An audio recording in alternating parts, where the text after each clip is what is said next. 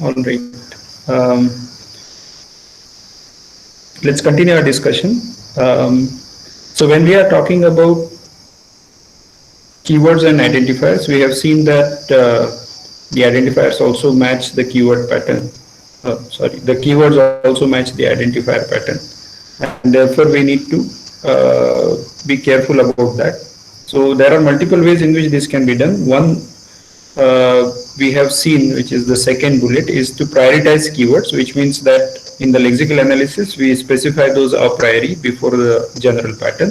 The second way is that we can install the keywords in the symbol table itself. So when you try to decipher those as identifiers, then you don't have the keywords as a special rule, but you try to install those into the symbol table because you found that it is an identifier. And then when in the symbol table you find out that an entry exists, you try to find out if it is a keyword or not. Right? So that is another way in which this can be addressed.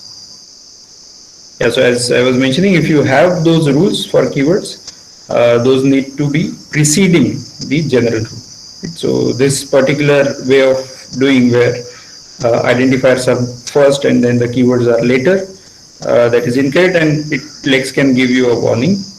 This one, the second part, is the correct way of doing it. So in general, in the context of lexical analysis, a specialized pattern must precede the general pattern.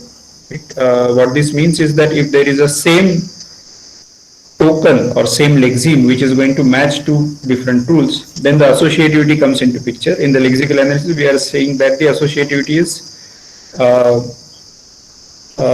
top to bottom, which means that it is going to match the first rule which is going to be available. In the context of expressions, we talk about associativity from left to right or right to left. In the context of rules, we'll have to say top to bottom or bottom to up. And we also discussed that it also has the maximum substring matching rule, which is the precedence in some sense, which says that if there is a longer match, then that should get preferred. Right? So therefore, less than and less than equal to. If you have rules in any arbitrary order, it's not going to affect, because when less than comes, it is going to match only less than. When less than equal to comes, it is not going to match less than first, irrespective of where it appears, where the rule appears, or the ordering of rules, howsoever it is, because it has a longer match. Right? There is some rule specialization when you study in Prolog. This has similarity with that in POP. Okay, so let's do a quick classwork. What we want to do is to count. So there is a text given and you want to count the number of he and she in that text. So can somebody quickly give me a text corresponding to that, or the rule and the action corresponding to that?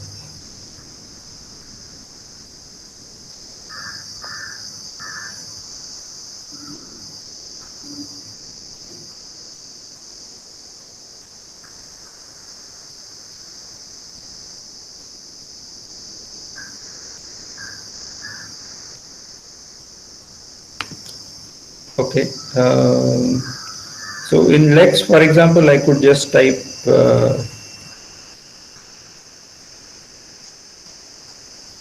for example, like this.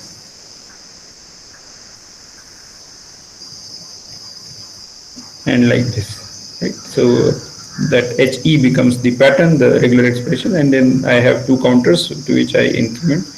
And since the lengths of these patterns is different, one does not affect the other. So this part is okay, and this works fine.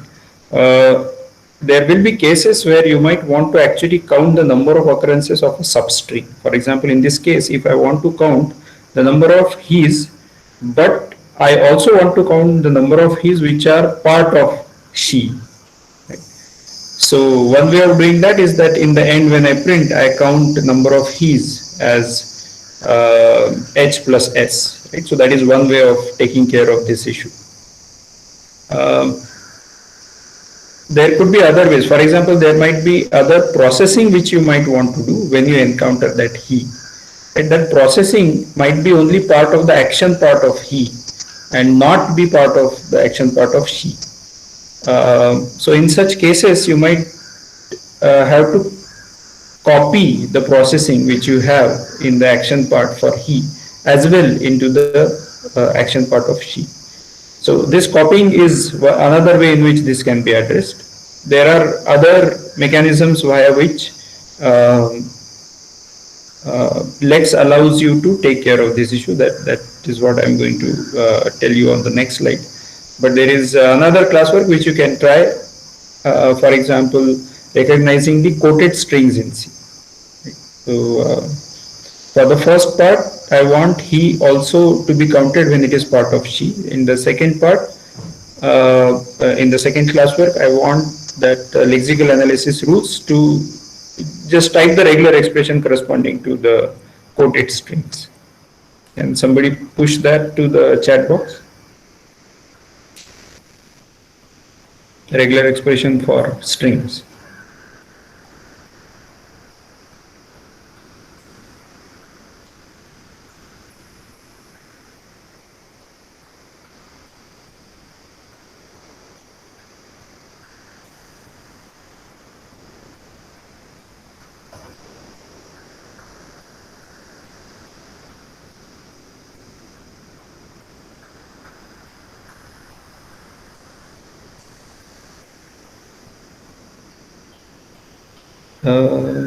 I didn't understand what this means.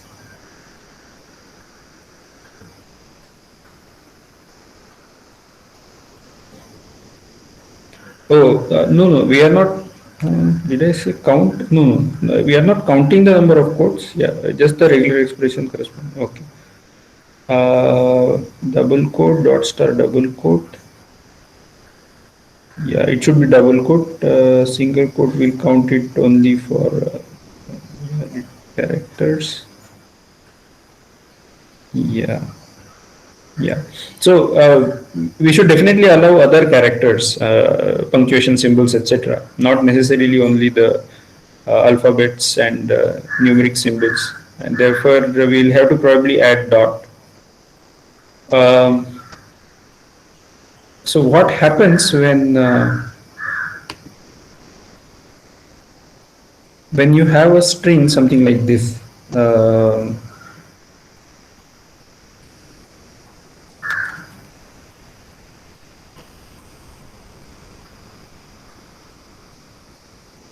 So that will work, dot star will in general work, but I just want you to think about what happens when you have when you want to have double quote as a character inside C strings, which can be specified using backslash double quote.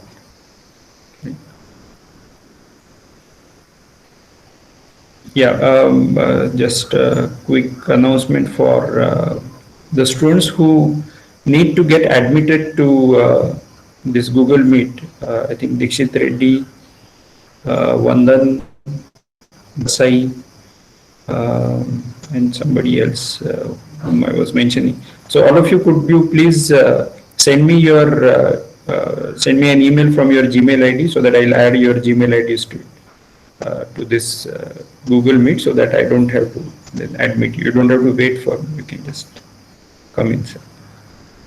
Okay, so how will you recognize that backslash double quote? So let's look at Kairov's suggestion of sure, that could, so whatever Ravi has given, that could be another way in which that can be recognized. But let's look at what Kairav had mentioned. So Kairav had mentioned this backslash double quote dot star backslash double quote, right? So what is going to happen in that? If I apply this string ABC backslash double quote DEF, right, what will happen?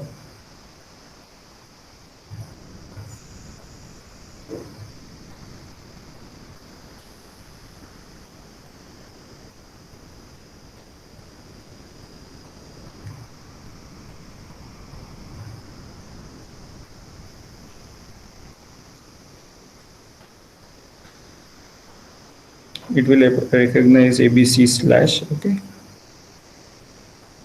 It will accept double quote only ABC slash, okay. Okay. Recognize the entire string as it's the longest match, okay.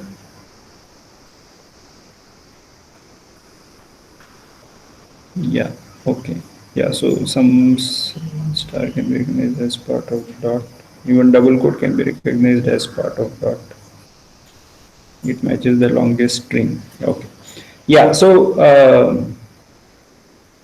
you are right that in case of Lex, so it could have happened that okay, let's there are multiple issues here, at least two issues here we need to worry about. So let's talk about shortest versus longest. So ABC slash is the matched part, right? So it will go from double quote to the second double quote, right? And it will ignore the rest of the double quote. So that is not going to happen in Lex because it will try to match as much as possible. So it will actually go to the rest of the string and it will try to match all of that. So that part is correct, that it will actually match the whole string, and therefore you will probably not face an issue. But you will face an issue somewhere else. So what will happen is that um, that dot, as one of you has pointed out, it will actually match every character, which means that if you have one string, then there are some characters and then another string. Let's say there are two arguments to a function. One is a string argument, another is a string argument. So there is double quote string double quote comma double quote string double quote. In this case, since it is on the same line, it will match the string as starting from the first to the fourth double quote. Right? So because that dot matches everything in between. Right? So you have to be careful about such things that will come into picture. And if you think about it, you'll be able to get it. In fact, it's also there as one of the answers to this. So you can you can disallow backslash double quote, but then double quote will not be part of the string. That could be one easy way to fix it if your language does not allow. But if you want it to be recognized, then you have to modify it such that multiple strings on the same line get recognized as different strings. Right? Okay. Let's come to that he and she part. This is what I was mentioning. By the way, those braces are optional, so you can just write it like this. And I was mentioning, if you want to have substrings he, then you can either have s plus h, or whatever is the rule corresponding to h that needs to be copied into s's rule, etc. So all of these multiple options are possible. In Lex, there is a notion called reject. What it does is that it will reject the current token. So if you have matched she because that is the longest token, then you reject it and it will then try to match the next longest. Right? So whatever is the available one, it will try to match that using that reject. It's more like a function which just pushes back the matched lexeme and then continues with the rest of the processing. Not continues with, but restarts the processing, because that rule for he can appear before this. Right? So that could be something which you might find useful in some cases. Okay, so in case your input is like this, the left one is going to give he equal to 5, she equal to 5. The right one is going to give the different answer. Okay, so just for your some clarity, that sometimes you don't require a parser at all. You could define main directly in the Lex file and then call yylex from the main file. Yylex automatically gets called from yyparser, yyparse function. So yyparse can be called from main, or alternatively you can call yylex directly from main if you don't want the parser. Compile using lex and then compile using GCC and just execute it out. So this is possible when your language can be recognized using only the regular expressions, right? You might say that, I mean, why will I have such a language? But not always you will develop a general purpose language. You might have to have a very simple expressions. For example, you might want to recognize maybe Aadhaar numbers or credit card numbers and so on, right? Or PIN codes. So all of these can be nicely captured directly inside a regular expression, and you don't have to really worry about a parser there. All right. Who is this handsome young man?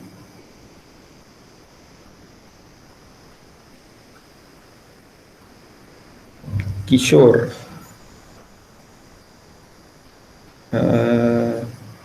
I hope you mean Kishore Kumar.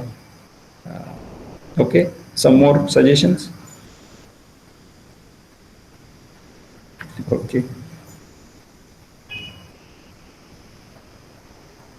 And strangely, both Prayas and Nishchit think in the same manner. That's okay.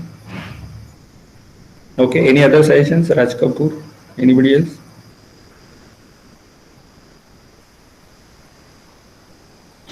Okay, so this photo is from a song, Mud Mud Ke Na Dekh. In that there is a line which says, Duniya usi ki hai jo aage dekhe. Mud Mud Ke Na Dekh is don't turn back. Right? World belongs to those who look ahead. Right? So that is what I am going to talk about. Look ahead. Yeah, and Nishchit is right that this is a photo of Raj Kapoor. Okay, so look ahead is something which we saw in the context of that Fortran example. And we had this do 5i equal to 1 comma 25, and we also mentioned in one of the lexical rules that there is a context sensitive scanning which you can do, lexing you can do, which is C1 slash C2. Right? So that is what we'll require here, where do slash and then dot star followed by comma.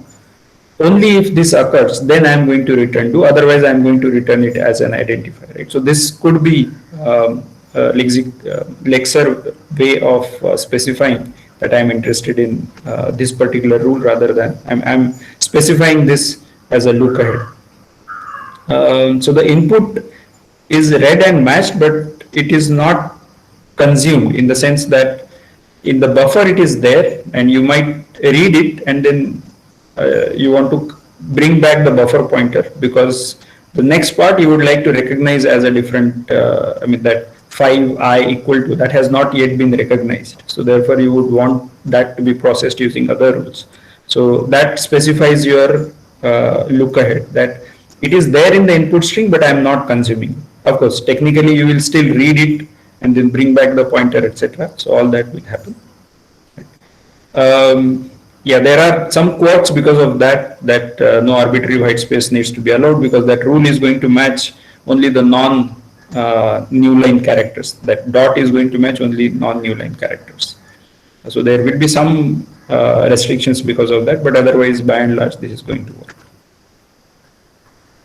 All right. By the way, last time when I taught compilers and I asked who that person is, in last 2 times none of the students could recognize the person. So some credits to Nishchit. Okay, so let's come to the string matching part. So that was the initial part about the basic lexical analyzer. One of the important aspects which come into picture is the string matching part, which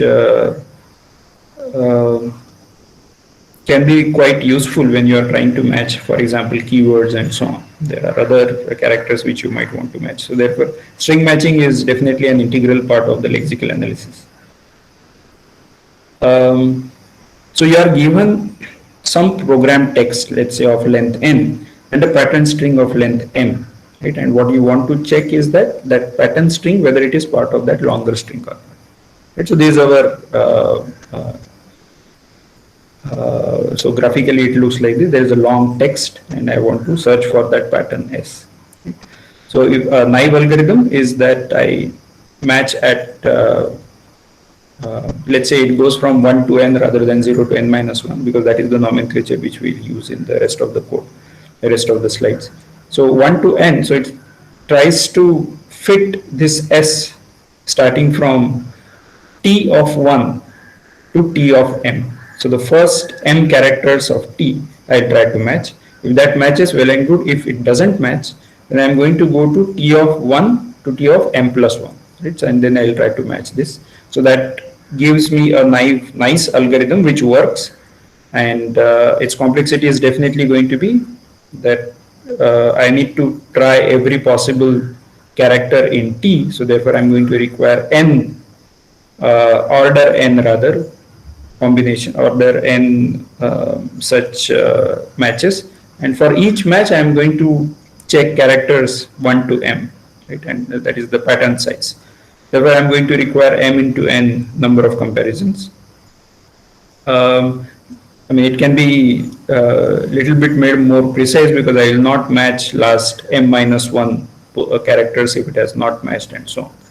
So similarly, there will be sometimes mismatches which might not require you to have 1 to m number of comparisons, but in the worst case, you will still require n minus m into n number of comparisons.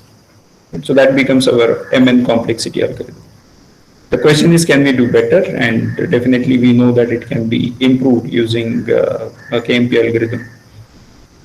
So let's understand where that KMP algorithm comes from. So you have this string, and I'm going to take one specific example, and there is a pattern AB, AB, AA, which actually exists in this. And for now, we are concerned about only the first pattern, because if as soon as you require multiple patterns, you need to traverse the whole string, but the same idea can be applied, right? Reapplied rather. So at I equal, so I'm just showing the working of the naive algorithm, MN algorithm. So I'm matching from well, I equal to 0 I have made here. Okay, so 0 to m minus 1 I'm going to try matching, and at I equal to 5 I'm going to get a mismatch, that this particular pattern AB, AB, AA does not match at I equal to 0 in the larger string. At this stage, I'm going to match the second character, starting from the second character and so on, then the third character, and I'm going to find the match, and that is what I'm going to report. Right? If we have to improve this, then we have to do better when we are handling the failure. So whenever we encounter a failure, at that time we have to do better. Right? So this is, I'm talking in the context of string matching, but probably applies also in the real life, that we have to handle failures in a slightly better manner. Right? The idea behind KMP is that we have to find that, okay, I have matched this when I was doing my first match at I equal to 0. AB, AB, AB did not match. Sorry, AB, AB, AA did not match because it was AB, AB, AB. But there was still some comparison which I had done. Can I take advantage of those 5 comparisons? And one of the ways in which this can be done is a crucial observation, that if I look at the current suffix of the overall string T and it matches the proper prefix of the pattern, then I have already found out a substring of the pattern which is already matching. Right? And therefore, I don't have to start from I equal to 1, but I could have this matched pattern and start matching from there. Right? So this is the basic idea. This pattern might also fail, and therefore you might want to look at the next smaller pattern which might be present within this suffix and so on. So that and finally in the end epsilon, which is the 0 string pattern, which will match, and therefore I need to go to the next character and so on. So this part, that the current suffix of the string which is matching the proper prefix of the pattern, that is going to give you a handle when you fail, where the character matching fails, right? So that is what we are going to use this. Yeah, so the observation here is T's current suffix, that is the longer string's current suffix, which is a proper prefix, not a prefix, proper prefix in S has the important part about the failure here. So when there is a failure, we have to utilize this overlap rather than restarting. Any questions on this part? This is important.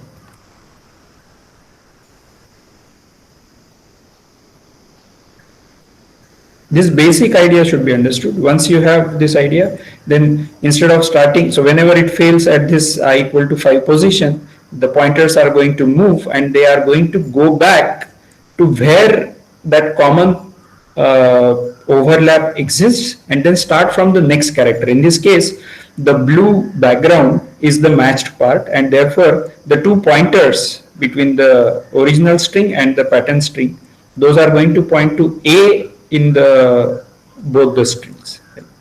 So that will match, and then we can move ahead from there. So KMP algorithm, brief history of that. In 1970, Morris thought about this idea, which is the middle photo in these three photos. And after a few weeks, Knuth independently discovered the idea is what is claimed. In 1970, Morris and Pratt published a technical report corresponding to that algorithm. And they jointly published this in 1977 later. So how is this connection? Well, it turns out that Pratt was Knuth's student, and Pratt was a very brilliant student, is what is considered. Pratt finished his PhD in less than 2 years, in fact 20 months. So that is what I learned recently. Knuth is a Turing Award winner from 1970 for his lots of different contributions, and you must be aware of that Art of Computer Programming set of books which he has been developing. Right. So anyway, so this is the primary history of the KMP algorithm. But there is also one small part which I would like to mention, that in 1969, 1 year before Morris came up with this idea, Matyasevich, a Russian mathematician, had discovered a similar algorithm while he was working with the Turing machines. I mean, at that time, things were not very there was no internet, and things used to move a little slowly from one continent to another, etc. So, therefore, many times, there are multiple people who discover the same algorithms, etc. So, that used to happen. All right, so let's come to the KMP part. So it is the first linear time algorithm for string matching. Before this, we did not know how to do that in order m plus n time. So whenever there is a mismatch, we don't want to restart, but we want to fail intelligently. Right? So failure is definitely there, but failure is definitely not final. That is what is the takeaway from here. So we define a failure function for each position, for each value of I, whenever it does not match. Whenever it matches, the next thing that you do is to increment I and try the next character. But when it does not match, then we need to have a failure function corresponding to that particular index. What does that failure function do? It looks at the suffix and the proper prefix and tries to see how much is the overlap, so that, okay, this much overlap already exists, so the next character that should be tried should be after this overlap. That is what the failure function is going to do, right? And the matched part of the larger string is essentially going to be the pattern string which you are trying to match. And what this means is that you don't need the larger string. You don't need the larger string while you are building the failure function.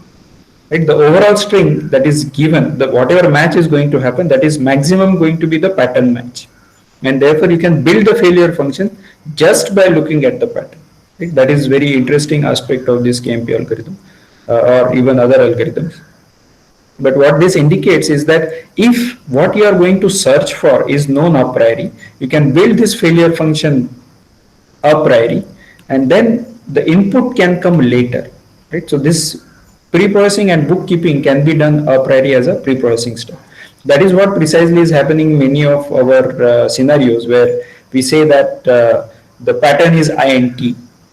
That is what I am looking for. But the input program is going to come at runtime. So I can build the failure function for INT and other keywords or other strings that I am interested in while I am doing the lexical analysis, while I am creating the lexical analysis.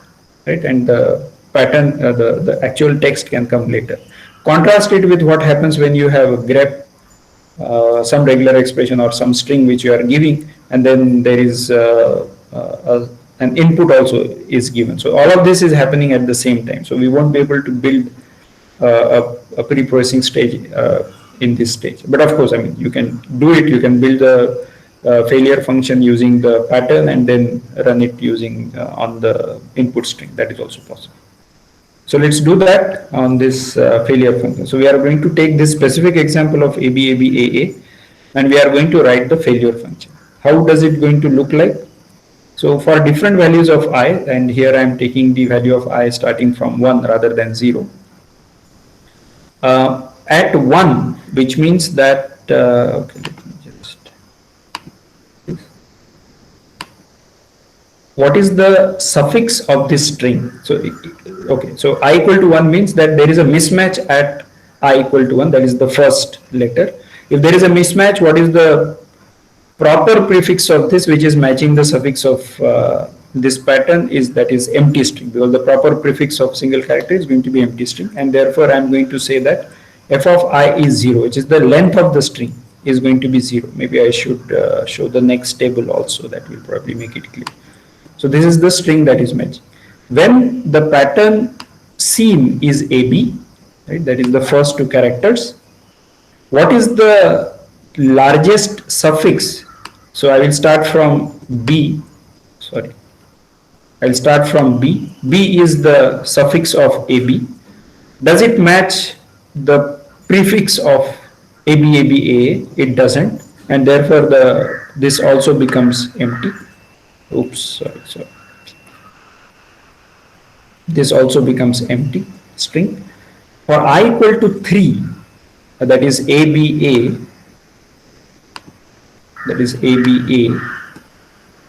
now the suffix of ABA is A, right, and that is matching, that is the last A, right, we are talking about the suffix. That A is matching a proper prefix of ABA, which is this, right, and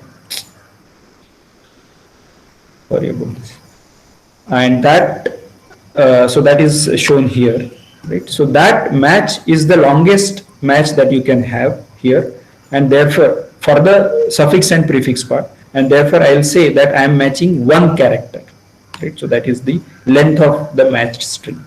When you have ABAB, then there are 2 more characters. When you have ABABA, there are 3 more characters. Now when there is ABABAA, what is the largest prefix of ABABAA, which is matching the proper prefix of ABABAA, and that is only going to be A, and therefore again for I equal to 6, the failure function returns that I need to match only, I have an overlap of single character, and therefore I should match only the single character and go to the next one if there is a failure on the 6th place. Any questions on this part? Some of you might have probably done something similar in the string matching algorithm, but for the benefit of everybody, I thought I'll explain. All right. So, yeah, the algorithm is given in LSU's book, but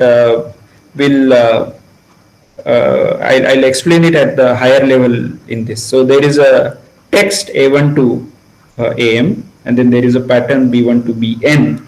So they are indexed from 1. What I'm going to do is that this S equal to 0,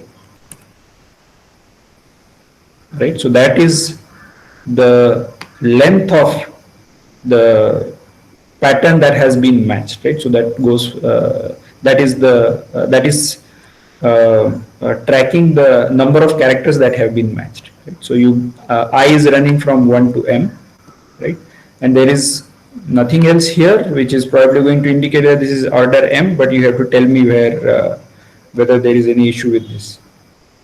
So we are going to match AI not equal to BS plus 1, that is so S goes on from let's say 0 to N plus 1, right? So no, it goes from 0 to N, it goes from 0 to N minus 1, and therefore S plus 1 goes from 1 to N, right? So if it is not matching, that is, okay, let's come to that last, so if it is matching, then what I'm going to do is that the next character has matched, and therefore I'm going to increment the amount of pattern that I have matched.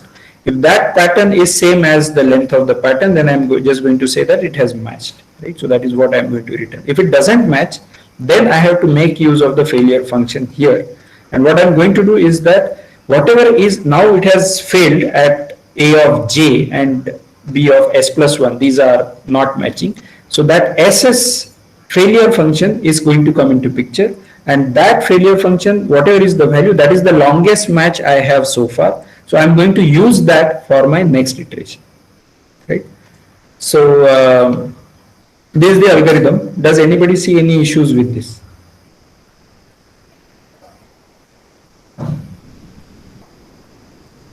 So S equal to f of s is going to say that you are going to match the next pattern.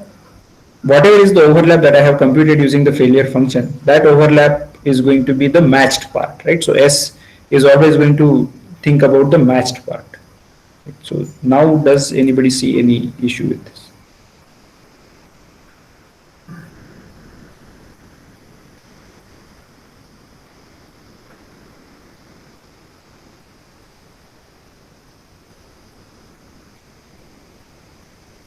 Note that after S equal to Fs, the second if condition is again going to get executed, right? So you are going to match the next character, and if that matches, then you are going to do plus plus s. If it becomes equal to n, then you are going to say that the pattern match.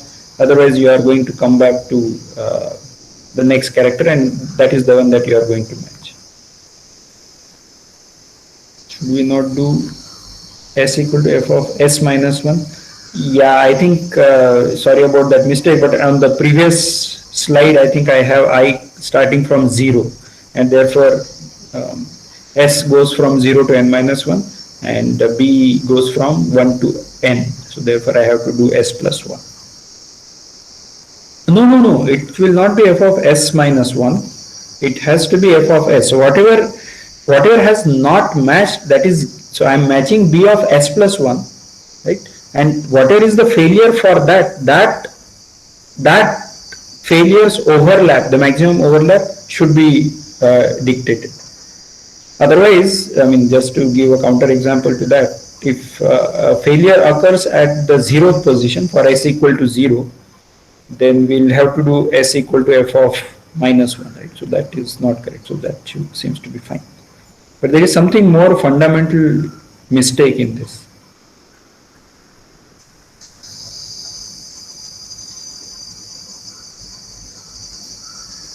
Else if AI equals BS plus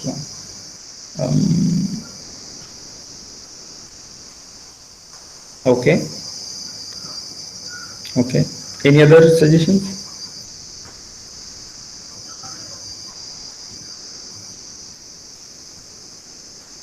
Okay, so that will not help, or that alone will not help, but yeah, you are on the right track. So the reason why that alone will not help is because you still want to match that particular character of I.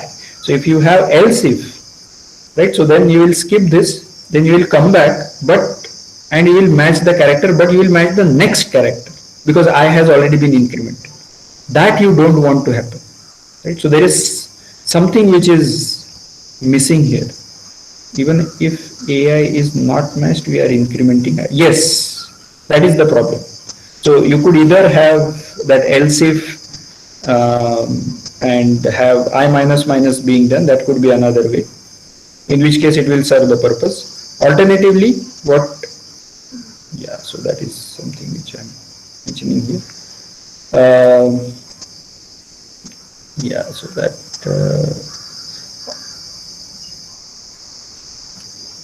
alternatively, what we can do is to replace that if with the while part. Right? So what we require actually is a while loop. Because whatever you have found out as the failure, now that S has moved, and now you can compare again with that particular B of S or B of S plus 1 with the same A of I. Right? So that is important. And if that fails, then you can further reduce because of the failure function and so on until it becomes empty.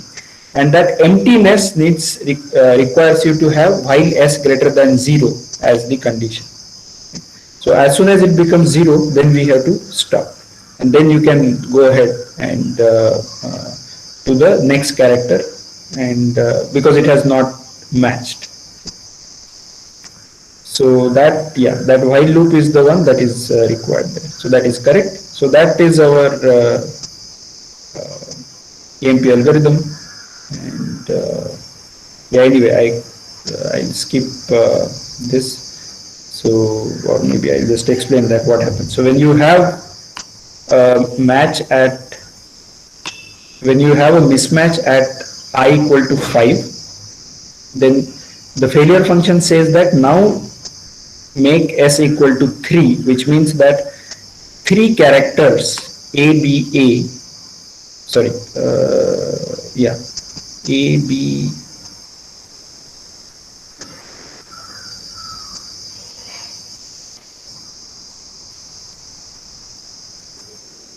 yeah, so ABA has already matched, and therefore you should start from S equal to 3, and that will make sure that I'm going to check now.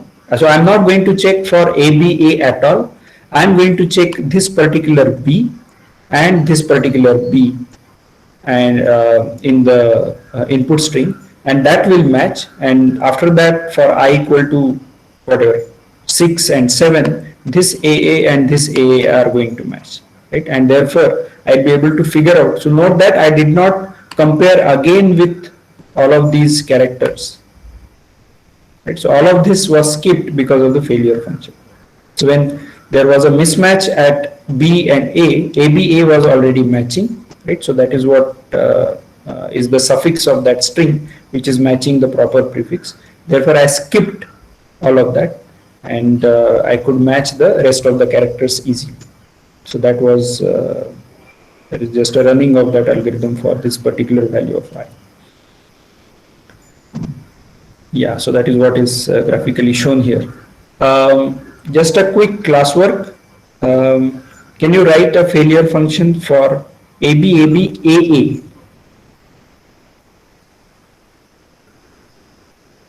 So we again have I equal to 0 to 5, and I just want the 6 numbers written by you on the chat box for f of I.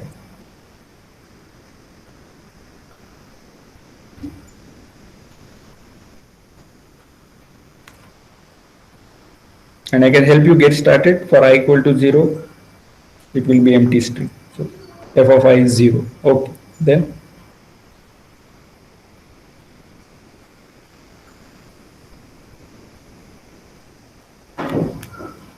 Oh, sorry. Didn't we do ABABA only? Oh, what am I doing? ABAB.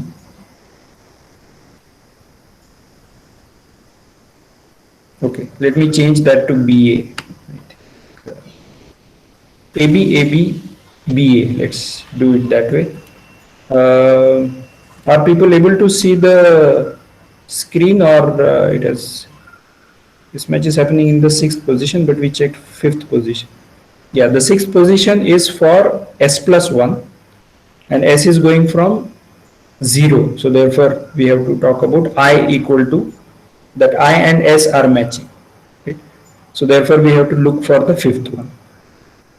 Yeah, so I think I have made a mistake there, that I should have started everything as I equal to I and S to be 1 based, or all of them should have been 0 based.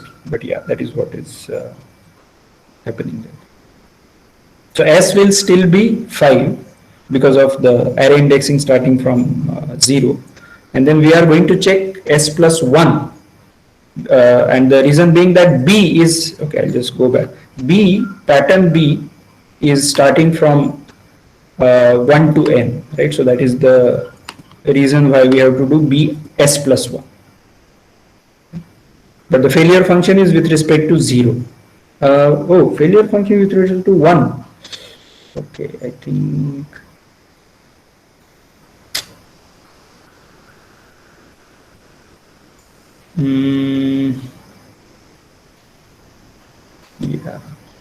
Yeah, I think, yeah, that is a little wrong. This should have been, yeah, this should have been 0 based. I think that is a better thing to do. 0, 1, 2, 3, 4, 5.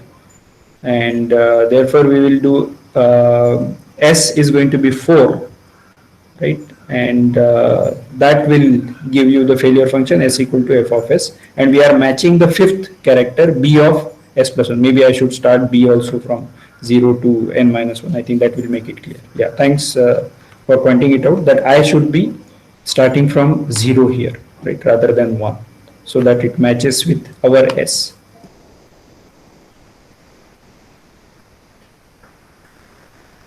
Okay, okay, so Raghu has mentioned 0001201. Right, so I have ABABBA is the pattern. 0, okay, I'll wait for a couple of more, maybe 1 more minute for others to, okay. Okay, you are getting the same answer. Can somebody explain, please, why you are this answer? So Raghu, Deepesh or Sarthak, one of you could explain that.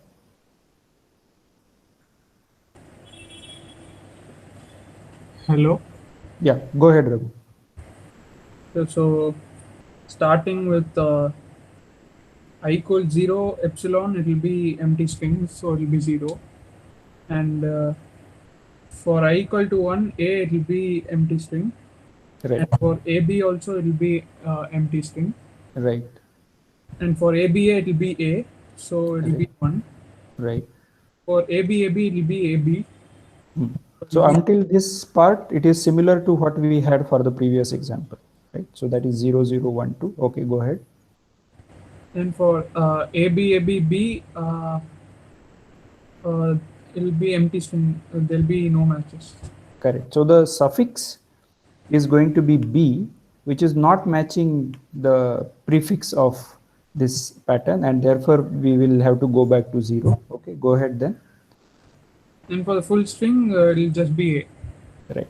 So this particular, after 0, it cannot become anything else. It has to become either 0 or 1, right? So because earlier there was no match, now it can become either remain 0 match if this would have been B, or it could have, if it is A, then it is matching the initial portion of the string, which is this A, and therefore we'll have to have 1 as the failure function.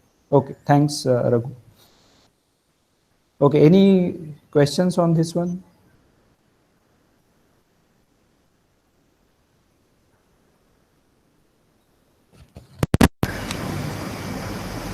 Okay, so I'll just give you one another example. So Fibonacci strings are defined in a similar manner. We know about Fibonacci numbers, but so S1 is B, S2 is A, right? So these are the initial two strings, and then Sk is defined as a concatenation of the previous two strings with k minus 1 occurring first and then followed by k minus 2. Right? So for example, S3 is AB, S4 is AB followed by A, right? So S3 followed by S2, then S5 is ABA followed by AB, right? So that is maybe you can try a failure function since we are going out of time. You can try the failure function corresponding to S6. Right? So S6 will be ABAAB followed by ABA, S5 followed by S4. So just try creating a failure function for this at home. But I'll just mention to you some interesting properties of this Fibonacci strings. So interesting thing is that none of the strings ever contain BB, right? So that is kind of evident from this, because your strings are always going to contain, whenever it ends in B, it is going to start from, it is going to be followed by A, that is one part. Alternatively, it is going to end in A, and that string does not contain a B, right? So, and the string before that is going to again start with A, and therefore two B's will never come. And using a similar argument, you can prove that triple A will never come in any of the strings. There are other very interesting properties of this. So the words always end in BA or AB. So that is another property. And suppressing the last two characters, right? So for example, it creates a palindrome. That is another very interesting property of these Fibonacci strings. Um, you can try to figure out if there are some more interesting properties similar to this when we are talking in the domain of numbers, but I am not aware of such properties there. And there are some more properties which are mentioned in Wikipedia which are more complicated, but these are definitely some interesting ones which we can easily understand as well as appreciate. Right, so we'll stop here, but definitely try out creating failure function for this one. Any questions?